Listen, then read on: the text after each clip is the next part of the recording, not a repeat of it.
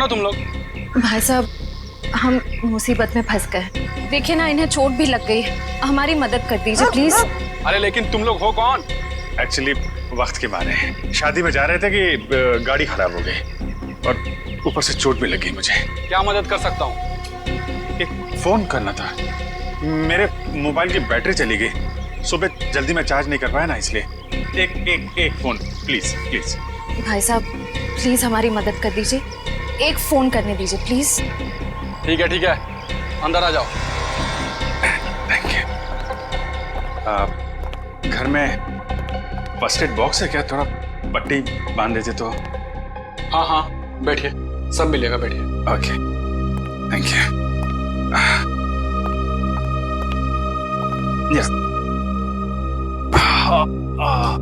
ओह, ये आपके पास pain killer है क्या? बहुत पेन हो रहा है। हाँ, वो भी मिलेगा। लीजिए, पहले आप पानी पीजिए। हाँ, या। मैं अपना मोबाइल और फर्स्ट एड बॉक्स लेकर आता हूँ, ठीक है? या।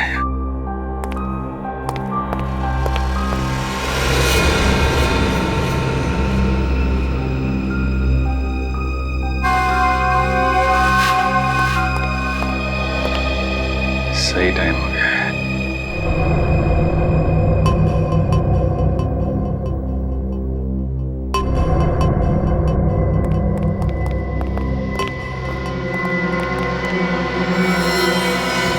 अरे ये बंदूक क्यों? तुम लोग भी बड़े बेवकूफ हो, मदद मांगना है वो भी हमारे पास। कौन हो तुम लोग? लुटेरे, या तो फिर यूं कह लो कि खूनी। 2 खून तो हम कर चुके हैं और अब 2 और करेंगे, वो भी तुम्हारा। नहीं सर, प्लीज हमें मत मारिए प्लीज। ए, चुपचाप गहने निकाल, सारे गहने निकाल। तुम बहुत गलत कर रहे हो।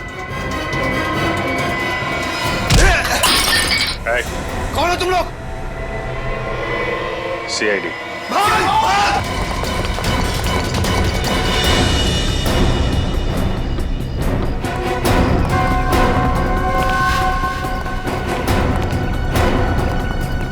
सीआईडी के सामने से भागना इतना आसान नहीं, वो भी 2 खून करके। और अगले हफ्ते हम अपनी चार्जशीट फाइल करेंगे और उसके बाद ही कोर्ट की कार्रवाई शुरू होगी। ठीक है, थैंक यू वेरी मच। अब जा सकते हैं।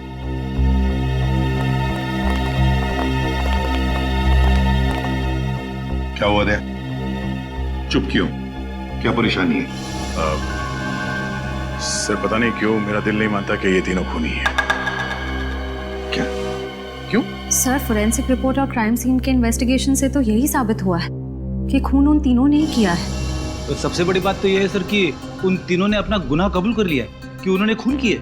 दया सर, आपको कहीं ऐसा तो नहीं लगता ना कि हमने कहीं इन्वेस्टिगेशन में गलती की है या फिर कुछ नजरअंदाज किया हो? नहीं, वैसे तो हमारे इस डबल मर्डर की तहकीकात सही दिशा में जा रही है, हमेशा की तरह से। इस बार भी हमने सारे सबूत इकट्ठा कर लिए, पर पता नहीं क्यों मुझे कुछ सही नहीं लग रहा सर। जो दिख रहा है शायद वो है नहीं, और जो है वो दिख नहीं रहा है। आसान के बोल। शादी कर रहा है? क्यों जा रहा है? क्या?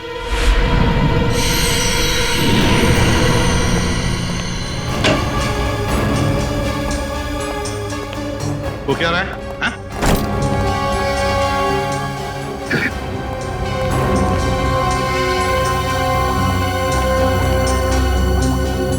अरे डॉक्टर साहब, आखिर बात क्या है?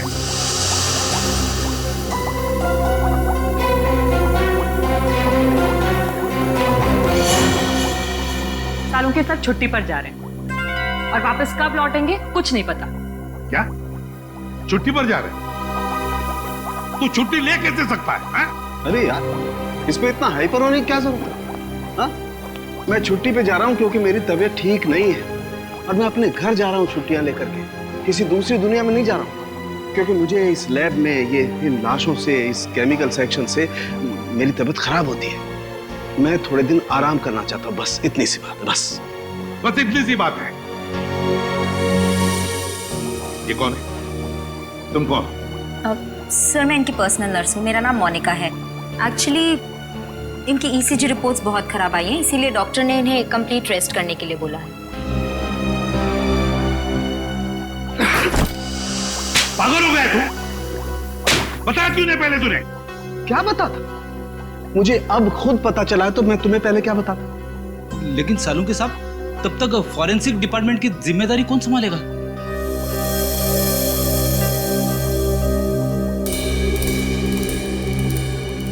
रेडी है मुझे नहीं पता है बॉस, किसी दूसरे फॉरेंसिक एक्सपर्ट को बुला लो।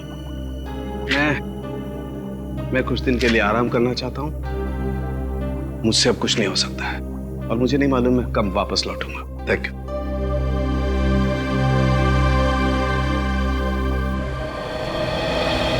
अच्छा हुआ आप लोग आ गए। बात क्या है तारिका? यहाँ पे क्यों बुलाया तुमने हमें? मुझे तुमसे जो बात कहनी है, पता नहीं उसका रिएक्शन क्या होगा, लेकिन बात कहना जरूरी है। सालू के सर का बर्ताव और उनके काम करने का ढंग कुछ दिनों से बहुत अजीब हो गया है। क्या मतलब है तुम्हारा? देखो आप लोग प्लीज मुझे गलत मत समझिए। सालू के सर मेरे गुरु हैं। मैंने इतने साल उनके साथ काम किया है और कितना कुछ सीखा है उनके पास से। लेकिन इस केस की फोरेंसिक जांच उन्होंने ठीक से नहीं की। कितनी सारी बातों को उन्होंने अनदेखा किया है। कितनी सारी चीजों का तो अभी तक उन्होंने ढंग से टेस्ट भी नहीं किया है। तारिका, तुम समझ रही हो? तुम जो कह रही हो उसका क्या मतलब हो सकता है? तारिका, 16 साल से सालू के साहब हमारे साथ काम कर रहे हैं। वो सीआईडी को गुमराह क्यों करेंगे? अगर तुम्हारा शक गलत निकला तो? अगर आप लोगों ने मुझे गलत साबित किया तो सबसे ज्यादा खुशी मुझे ही होगी। डॉक्टर, तारिका की बातें अभी भी दिमाग में घूम रही है। आज तक कभी सालू के साहब के लिए उसने कुछ नहीं कहा, लेकिन आज ये समझ में नहीं आ रहा है अब हमें क्या करना चाहिए। कभी लगता है कि डॉक्टर सालोंके कभी ऐसा कर ही नहीं सकते। कभी लगता है कि मेरा शक सही था। कहीं ना कहीं इस केस में हमसे कुछ गलती हो रही है। ना एक्सपीरियंस आदमी है सालुंके साहब, लेकिन फिर क्या करें? एसीपी साहब को बोलना है? नहीं अभिजीत, भले एसीपी साहब डॉक्टर सालुंके से झगड़ते हो, पर वो कभी नहीं मानेंगे कि ये फॉरेंसिक रिपोर्ट डॉक्टर साहब ने ठीक नहीं बनवाई। ये बात तो है।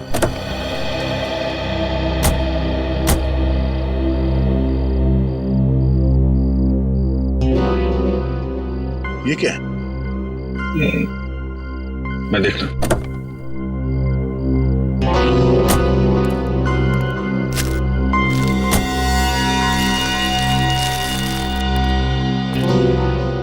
चॉकलेट पेपर जैसा लगता है। Chocolate paper? इतने प्यार से फोल्ड करके किसी ने वाइपर पे क्यों रखा?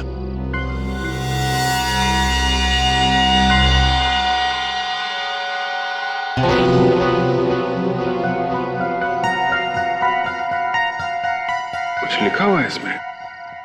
कहीं कोई मैसेज तो नहीं? हो सकता है, पर क्या है पढ़ने में आ नहीं रहा। कर चले देख।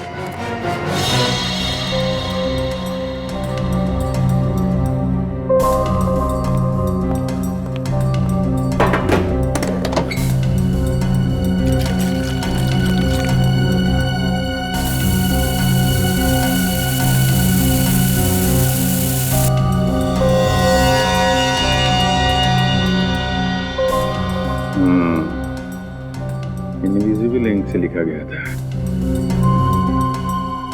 Hotel red central. Hotel red central? Lakshita और इंद्राणी की काम वाली सकूबाई ने भी होटल रेड सेंट्रल का ही नाम लिया था। लक्षिता मैडम और इंद्राणी मैडम 10 सितंबर को रेड सेंट्रल होटल में जाने वाले थे। होटल रेड सेंट्रल 111 10/9 111 10/9 10/9 मतलब 10 सितंबर, और 111 इस होटल का रूम नंबर हो सकता है। 10 सितंबर को लक्षिता और इंद्राणी का खून हुआ था। कहीं इस होटल रेड सेंट्रल के कमरा नंबर 111 का इस डबल मर्डर केस से कोई संबंध तो नहीं है? हो सकता है दया, इसका पता लगाना पड़ेगा।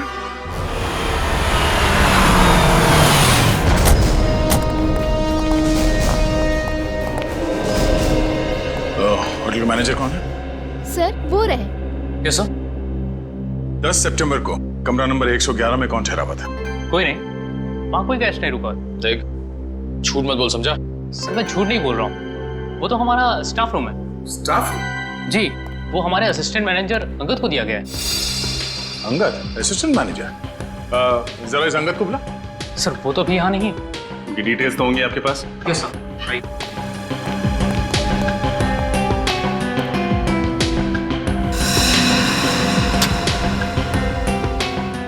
ये अंगद इस वक्त कहाँ होगा, कुछ मालूम है? नहीं सर, अंगद सर अचानक कहीं चले गए हैं। अचानक कहीं चले गए? हाँ सर, 10 तारीख को शाम को 6:30 से 7 के बीच वो रूम की चाबी लेकर बाहर निकला और आते ही बोला कि उसे मुंबई से बाहर जाना है, उसे कुछ दिनों के लिए छुट्टी चाहिए। और कहाँ गया ये बता के नहीं गया? नहीं सर, इनफैक्ट वो अपना सामान लेने अपने रूम में भी नहीं आया। और उस दिन से उनका कमरा खोला भी नहीं गया है। तो आप खोलिए, हमें कमरा नंबर 111 की तलाशी लेनी है। पूरी राहुल, विशाल और शौनक, इन तीनों के खिलाफ चार्जशीट फाइल करने से पहले सब कुछ अच्छी तरह से दोबारा चेक करो। फोरेंसिक रिपोर्ट, गवाहों के बयान और फिर उन तीनों की स्टेटमेंट भी, जिसमें उन्होंने कबूल किया कि ये खून उन्होंने किए है। हाँ सर, मैंने सारे पेपर्स इकट्ठे कर लिए। देखा सर, वो दया का फोन आया था, थोड़ा लेट आ रहा है, कह रहा था कुछ जरूरी काम निपटाने उसे। अब इससे एक बात समझ में नहीं आ रही है, आज इतने सालों से हम लोग एक साथ काम कर रहे हैं, लेकिन किसी भी इन्वेस्टिगेशन में दो राय नहीं हुई। मगर इसी केस में, पर्टिकुलरली इसी केस में, पता नहीं क्यों दया को यकीन क्यों नहीं हो रहा। सर, उसे लग रहा है कि तहकीकात में कुछ कमी रह गई है सर। क्यों ऐसे लग रहा है? सब कुछ तो ठीक ठाक है, सब कुछ ठीक ठाक है, समझ में नहीं आ रहा है क्यों? सारे ठोस सबूत है उनके खिलाफ, ठोस सबूत है उनके खिलाफ।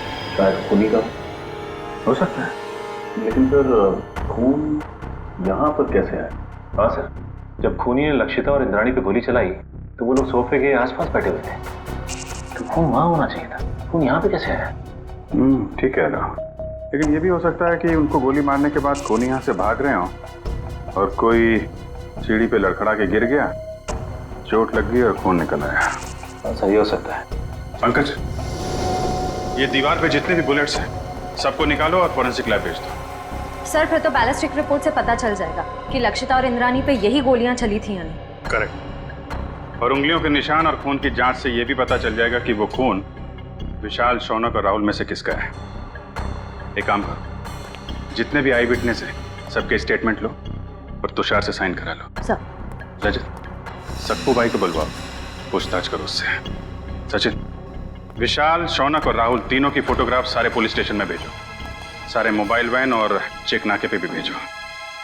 तीनों बच के जाने नहीं चाहिए। सक्कू भाई, मैं तुमसे कुछ सवाल पूछूंगा, सब सच सच बताना। साहब, सक्कू भाई कभी झूठ नहीं बोलती। अच्छी बात है।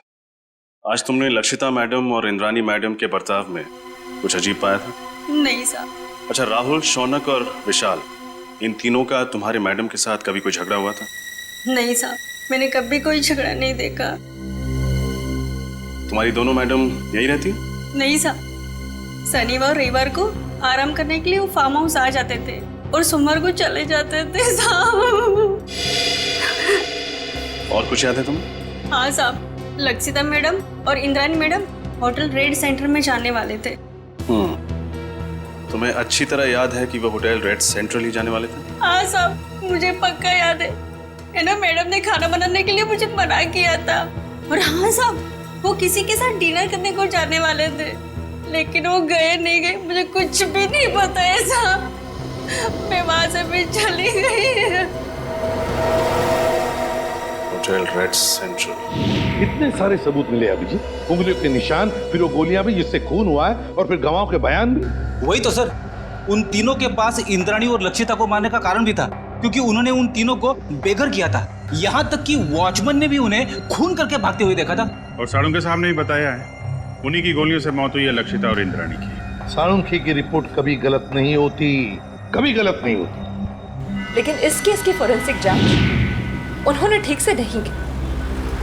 कितनी सारी बातों को उन्होंने अनदेखा किया है, कितनी सारी चीजों का तो अभी तक उन्होंने ढंग से टेस्ट भी नहीं किया। हाँ सर, साळुंखे साहब का काम तो एकदम पक्का होता ही है, पर पता नहीं क्यों अचानक उनकी तबीयत कैसे खराब हो गई। हाँ सर, साळुंखे सर जब क्राइम सीन पर आए थे वो तब से ही परेशान लग रहे थे, शायद तब से उनकी तबीयत खराब हो गई।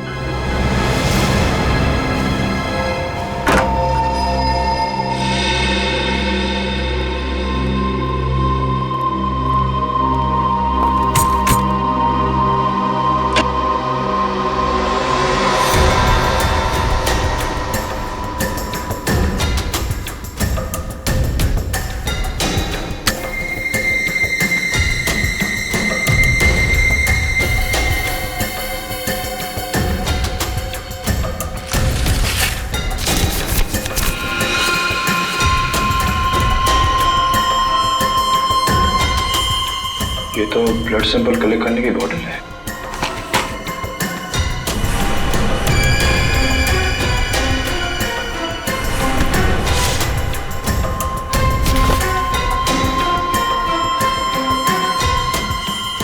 तो किसी चीज की ड्राइंग की गई इस पेपर में।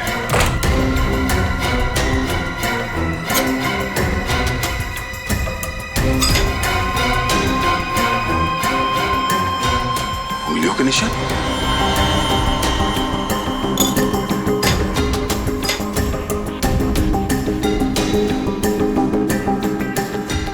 ये RVS। सर, ये देखिए, लगता है कोई अलग अलग आदमियों के उंगलियों के निशान बना रहा था। मैनेजर साहब, क्या इस कमरे में अंदर के अलावा कोई और भी है? नहीं सर, वही रहता था। मेरा इस फाइल में ये RVS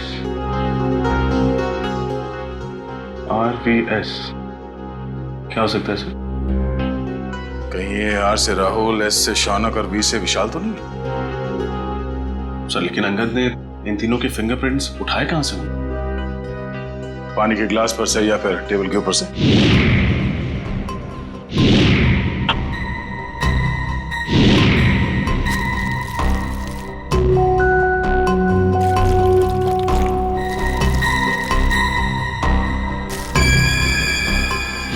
सर, ये देखिए सर, इस पेपर पे कुछ ड्राइंग बनाए गए हैं और ये ब्लड सैंपल की बोतल मिली है सर। तो लगता है इंद्रानी और लक्षिता के मर्डर में इस संगत का हाथ है सर। ये काम करो, ये सारे सबूत और ये ब्लड स्लाइड्स इसे डॉक्टर तारिका के पास भेज दो। हमें इस अंगद को जल्द से जल्द ढूंढना होगा। बहुत बड़ा हाथ है उसका इस केस में।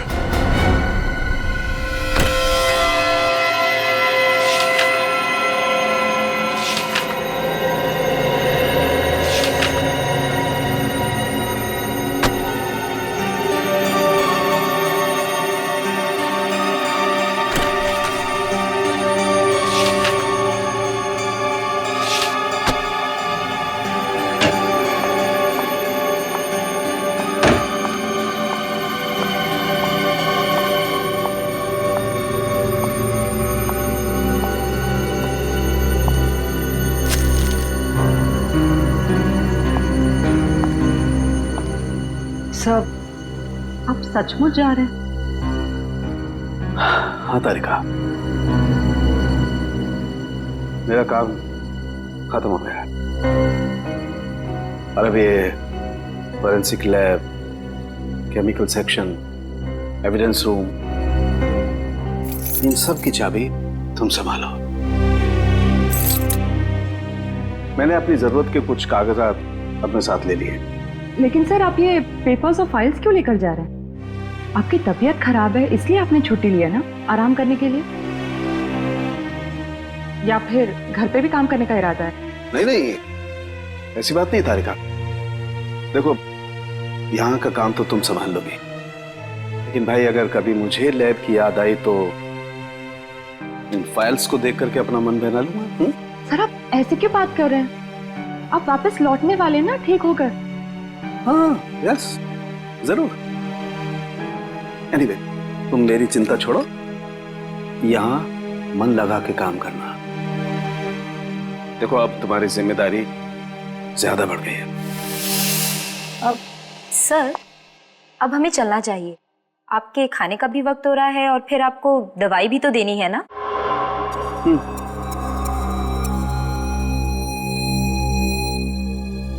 ओके तारिका।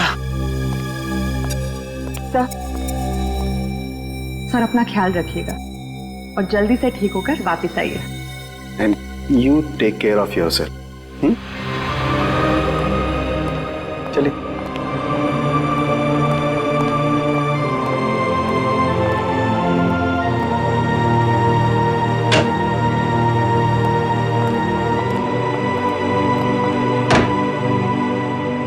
अंगद के कमरे से मिले सबूतों की जांच शुरू करनी पड़ेगी।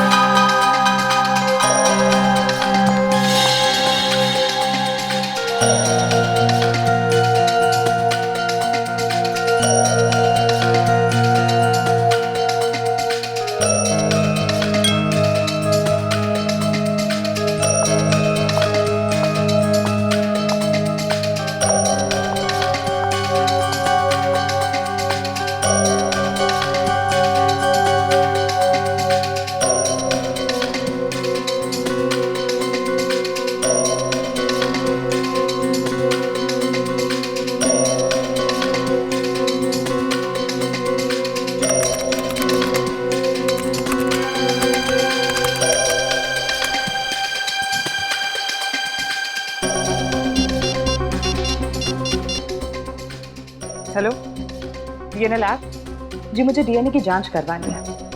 हाँ, स्लाइड और रेफरेंस फाइल दोनों भी रेडी है।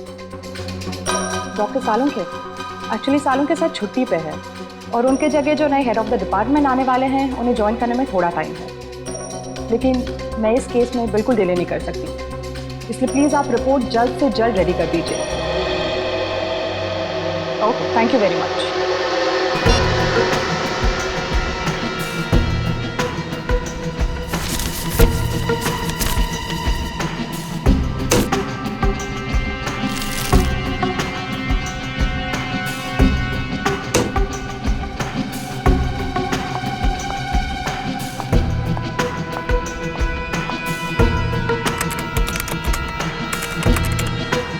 गॉड, ये कैसे हो सकता है?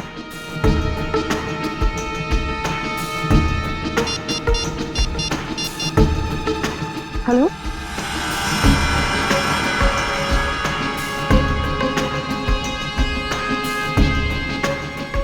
क्या आपको पूरा यकीन है कि वो खून उन्हीं का है? न जाने डॉक्टर तारिका को आप क्या पता चला है। जब उनका फोन आया था तो काफी परेशान लग रहे थे। कोई तो बड़ी बात हो गई अभिजीत। मुझे लगता है लक्षिता और इंद्राणी के मर्डर केस को रीओपन करना चाहिए और नए सिरे से तहकीकात करनी चाहिए। हमारा शक सही निकला। फिंगरप्रिंट और डीएनए रिपोर्ट।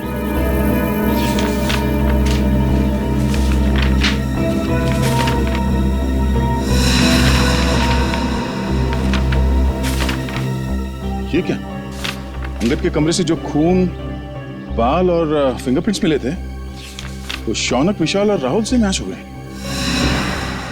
कमाल है, शौनक, विशाल और राहुल के खून और फिंगरप्रिंट्स हमें क्राइम सीन पे भी मिले थे। लक्षिता के पनवेल वाले फार्म हाउस पे, जहां पे उनकी लाशें मिली थी हमें। यही बात तो मेरी भी समझ में नहीं आ रही। अगर विशाल, शौनक और राहुल ने उन दोनों औरतों को उनके पनवेल वाले फार्म हाउस में मारा है, तो फिर उनके बाल, खून और फिंगरप्रिंट्स होटल रेड सेंट्रल के किसी स्टाफ रूम में कैसे आ गए? सर, राहुल, विशाल और मैं, हम तीनों हमारे गैर कानूनी सौदे के लिए होटल रेड सेंट्रल जाया करते थे। लेकिन सर, मैं कसम खा के कहता हूँ कि हम तीनों अंगद से कभी नहीं मिले। सर, मुझे तो ये भी नहीं पता कि मेरे उंगलियों के निशान अंगद के कमरे में आए कैसे। अंगद को पहले कभी मिले नहीं थे। रेडी, अंगद का फोटो दिखाओ। अब फोटो को देखकर बताओ, क्या तुमने इस आदमी को पहले कभी देखा है? जानते हो इसे? ये अंगद है, असिस्टेंट मैनेजर था रेड सेंट्रल होटल का। नहीं सर, हो सकता है कि आते जाते देख लिया हो, लेकिन सर मेरी इससे कभी कोई बातचीत नहीं हुई सर। हो सकता है तुम्हारे साथी विशाल और राहुल अंगद को जानते हो?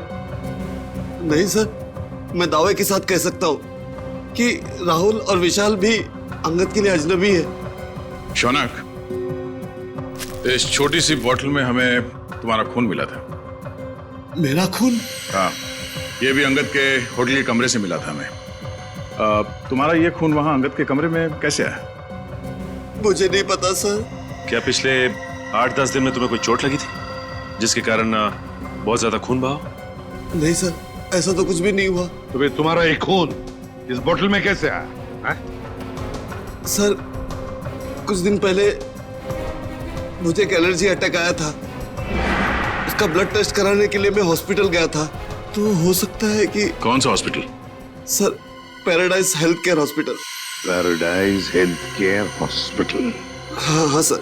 उस पैथोलॉजिस्ट का नाम पता है तुम्हें जिसने तुम्हारा खून लिया था? सर, नाम तो नहीं पता, लेकिन सर वो दिखने में थोड़ी सी सावली थी, बाल उसके घुंघराले थे। सर, वो हॉस्पिटल की जूनियर पैथोलॉजिस्ट थी सर। सर, मुझे तो लगता है कि शौनक और उसके साथियों ने ही लक्षिता और इंद्राणी का खून किया है और ये सब ड्रामा कर रहा है, नाटक कर रहा है। इसे ले जाओ, जाओ। चलो सर। सर, जब से ये केस रीओपन हुआ है तब से और उलझता जा रहा है। पहले किसी ने मेरी गाड़ी में उस चॉकलेट के पेपर पे होटल रेड सेंटर लिखा और उसी होटल के कमरे से ये अंगद गायब हो गया और उसके कमरे में से इन तीनों के बाल, फिंगरप्रिंट्स और खून मिले। और सर और क्या?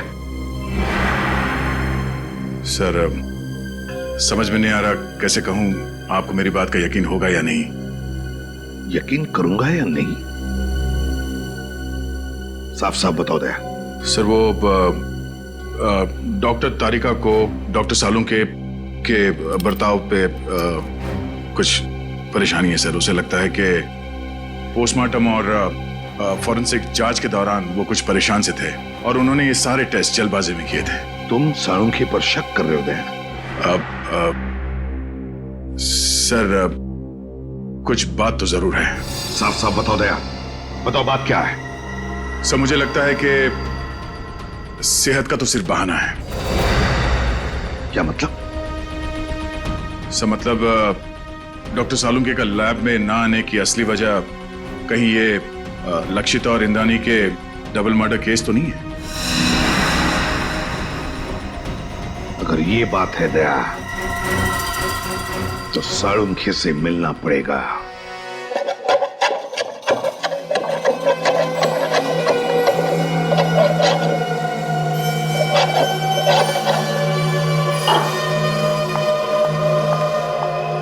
खाना काम कर रहा हूं ना, देखने दे, रख दो, बाद में खाऊंगा। आप रुकिए, मैं देखती हूँ।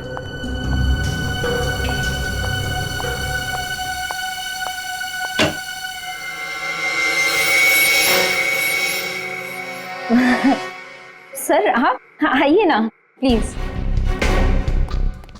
अरे प्रद्युमन, दया, अरे आप सब लोग यहाँ? हाँ, तू इतना चौंक क्यों है हमें देखकर? नहीं मतलब आप सब लोग यहाँ मेरे घर पे इस वक्त किस लिए? हम ये पूछ रहे हैं कि आपकी तबीयत कैसी है। वैसे तो हम यहाँ फोन करके आना चाहते थे, पर आपका फोन कब से स्विच ऑफ आ रहा है। हाँ, वो बैटरी का प्रॉब्लम होगा। सर आपकी तबीयत कैसी है अब? मेरी तबीयत के बारे में छोड़ो, आप लोग ये बताओ कि आप लोग यहाँ पर किस लिए आए? क्यों, बस कुछ प्रॉब्लम हुई है? आसाम की प्रॉब्लम तो हुई है। हमारी इन्वेस्टिगेशन और तुम्हारे फोरेंसिक रिपोर्ट में कुछ गलती है। हाँ, गलती? हाँ, हो सकती है, गलती हो सकती है। गलती आपके इन्वेस्टिगेशन में हो सकती है, मेरी रिपोर्ट में कोई गलती नहीं हो सकती। मैं कभी कोई गलती नहीं करता हूं। कहीं आप मेरी 16 साल की काबिलियत पर शक तो नहीं कर रहे? सर प्लीज आप नाराज मत होइए, हमें बस लगा कि आपकी तबीयत खराब थी तो शायद गलती से आपसे कुछ चीजें नजरअंदाज हो गई हो, गलती से। डॉक्टर साहब, हम ये नहीं कह रहे कि आपने जानबूझ के कोई गलती की है। हमें बस इस बात की फिक्र है कि किसी बेगुनाह को सजा ना हो जाए। बेगुनाह को सजा नहीं होनी चाहिए। बेवकूफ नजर आता हूं मैं? मेरी शक्ल पर लिखा है कि मैं बेवकूफ हूं? क्या मतलब क्या आपका? 16 साल के बाद आप लोग मेरी काबिलियत पर, मेरी ईमानदारी पर शक कर रहे हैं। 16 साल मैंने ईमानदारी से काम किया और अब आप लोग घुमा घुमा करके ये कहना चाहते हैं कि सालुखे बेवकूफ है। इतना गुस्सा क्यों हो रहा है? मैं गुस्सा इसलिए हो रहा हूं बॉस, तुम ये कहना चाहते हो कि 16 साल के बाद सालुखे बेईमान है, उसने गलती की है, वो नाकाबिल है। ओके, अगर ऐसा है तो आप इंद्राणी और लक्षिता का पोस्टमार्टम दोबारा करवा लीजिए। That's it, बस। अरे सर, डॉक्टर साहब बात तो सुनिए। ये सालुंके साहब को हो क्या गया? उन्होंने एक बार भी नहीं पूछा कि हमें उनकी रिपोर्ट में कौन सी गलत बात लगती है। वही तो एक बार भी सालुंखे ने नहीं पूछा कि रिपोर्ट में गलती क्या है।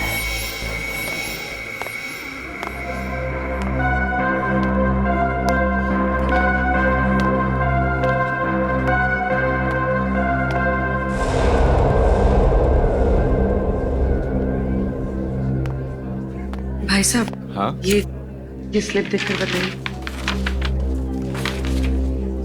हाँ, आप इस डोर से अंदर चले जाइए।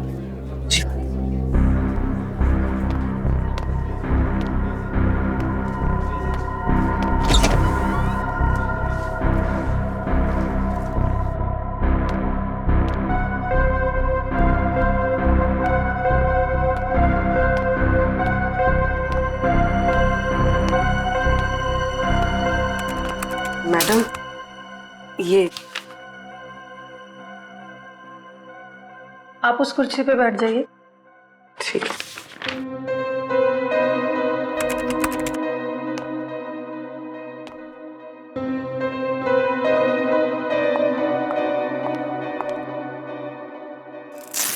अपना हाथ दीजिए।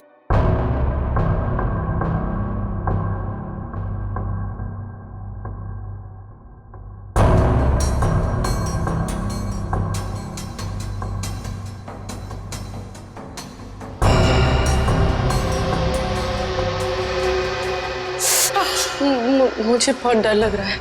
घबराइए मत, आपको कुछ नहीं होगा। दीजिए।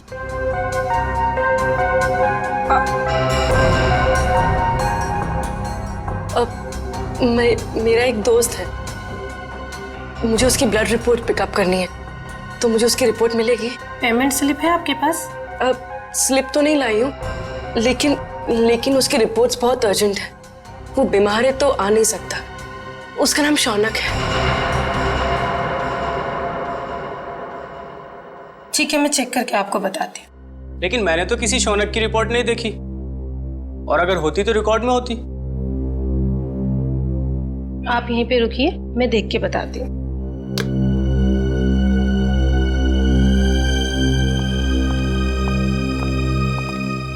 एक्सक्यूज मी, आप एक एक करके आइए। ये मेरे साथ है। आपके साथ है तो आप इन्हें कहिए कि बाहर इंतजार करें। सीआईडी किसी का इंतजार नहीं करती। सीआईडी? शौनक की रिपोर्ट कहाँ है? जल्दी बताओ। मुझे नहीं पता, मैं सच कह रही हूँ, मुझे कुछ भी नहीं पता। क्या किया तुमने शौनक के ब्लड सैंपल के साथ? मैं सच कह रही हूँ, मुझे कुछ नहीं पता इस बारे में। कुछ नहीं पता? कुछ नहीं पता? हाँ? मुझे कुछ नहीं पता सर, मुझे कुछ नहीं पता। मैं सच कह रही हूँ, मुझे कुछ नहीं पता। हमें पता है, ये रहा वो ब्लड सैंपल। जब तुमने शौनक का ब्लड टेस्ट किया ही नहीं, तो उसकी रिपोर्ट कहां से बनती? अब बताओ, किसके कहने पे किया है तुमने ये सब? नाम बताओगी या एक और थप्पड़ खाना है? नहीं, अंगद नाम है उसका। अंगद? हाँ, वो मेरे कॉलेज का फ्रेंड है। उसी ने मुझे ये सब करने के लिए कहा था। ये अंगद है कहाँ? मुझे कुछ नहीं पता, मैं सच कह रही हूँ, मुझे कुछ नहीं पता। अंगद ने तुम्हें बताया था कि उसे शौनक का खून किस लिए चाहिए? नहीं, लेकिन मैंने उसे फोन पे बात करते हुए सुना था। वो किसी से कह रहा था कि गाड़ी मोड़ वाली बेकरी के पास ले आओ। मैंने दोस्त समझ के उसका काम कर दिया और बिल्कुल भी सीरियसली नहीं लिया। बाद में मुझे भी शक हुआ कि वो इस खून का कुछ गलत इस्तेमाल करने वाला है। मैं सच कह रही हूँ। अंगद ने शौनक के खून का इस्तेमाल तो किया, लेकिन क्यों? तारिका, राहुल, विशाल और शौनक, ये तीनों खूनी अंगद को जानते तक नहीं थे। फिर भी उनके उंगलियों के निशान उसके होटल के कमरे में मिले। इसका मतलब है फोरेंसिक इन्वेस्टिगेशन में कोई ना कोई गलती हुई है। बस दोबारा पोस्टमार्टम करना पड़ेगा। आप क्या कह रहे हैं एसीपी सर? डॉक्टर सालुंके ने तो बस गुस्से में दोबारा पोस्टमार्टम के बारे में कहा था, क्योंकि उन्हें लगा कि हम सब उन पर शक कर रहे हैं। तो शक की वजह है हमारे पास तारिका, शक की वजह है। बस पोस्टमार्टम करना पड़ेगा। लेकिन सर, डॉक्टर सालुंके के बिना मेरा दोबारा पोस्टमार्टम करना सही होगा? तुम अकेली नहीं हो तारिका। दिल्ली ब्रांच से एक बहुत बड़े फॉरेंसिक एक्सपर्ट आ रहे हैं। जब तक डॉक्टर सालुंके काम पर वापस नहीं आ जाते, doctor Sameer head of department की जिम्मेदारी संभालेंगे। मैं आ गया हूँ सर। आइए आइए doctor Sameer, welcome. Thank you sir. Doctor Sameer, ये है डॉक्टर तारिका।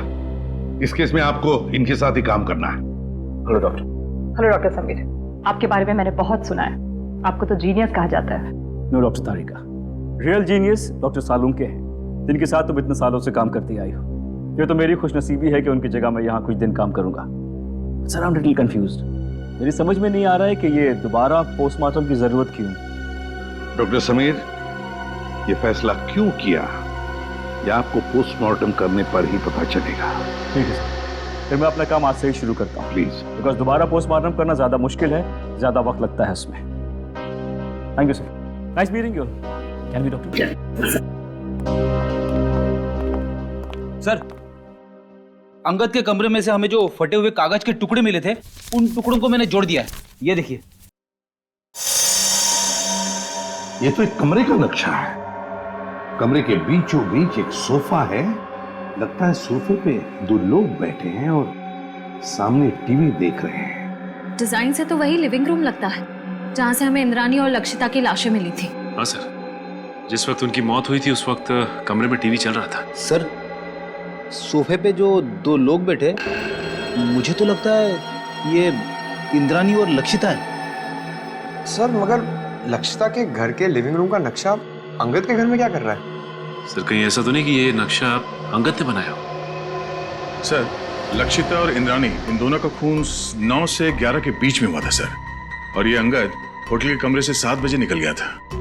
वही तो दया, इस अंगद को कैसे पता चला 7 बजे से पहले कि 9 और 11 बजे के बीच लक्षिता और इंद्रानी टीवी देखने वाले?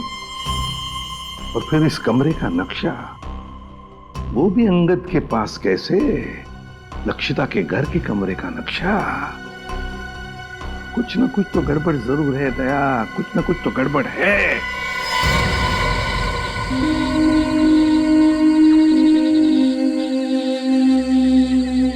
आप लोगों ने पुलिस बीट को फोन किया था? जी हाँ। क्या हुआ यहाँ पे? हम लोग यहाँ से जा रहे थे तो इस कार को इस हालत में देखा तो आपको फोन किया।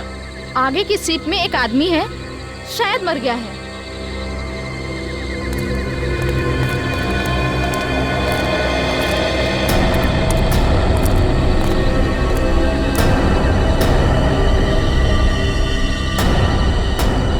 अरे ये तो वही है।